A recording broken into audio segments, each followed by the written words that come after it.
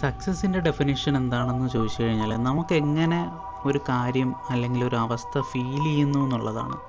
നമ്മുടെ കയ്യിൽ എന്തുണ്ട് എന്നുള്ളതല്ല.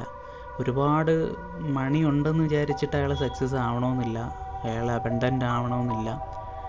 അപ്പോൾ എന്തുണ്ട് എന്ന് പറയുന്നേക്കാളും നമുക്ക് എങ്ങനെ അതിനെ ഫീൽ ചെയ്യാൻ പറ്റുന്നുണ്ട് എന്നുള്ളതാണ്. ഒരുപാട് മണി ഉള്ള ആൾക്കാർക്കും മനസ്സിന് ബുദ്ധിമുട്ടുള്ള ആൾക്കാരുണ്ട്. നേരെ മറിച്ച് കുറച്ച് പണം മാത്രം വെച്ച് അതിൽ ഗ്രേറ്റ്നെസ് കണ്ടുകൊണ്ട് അല്ലെങ്കിൽ അതിൽ ഗ്രാറ്റിറ്റ്യൂഡ് പറഞ്ഞുകൊണ്ട് മുന്നിലേക്ക് പോകുന്ന ഒരുപാട് പേരുണ്ട്. അപ്പോൾ ഇത്ര പണം കിട്ടിക്കഴിഞ്ഞാൽ ഞാൻ സന്തോഷിക്കും എന്ന് പറഞ്ഞൊരു ടാർഗറ്റ് വയ്ക്കാതിരിക്കുക.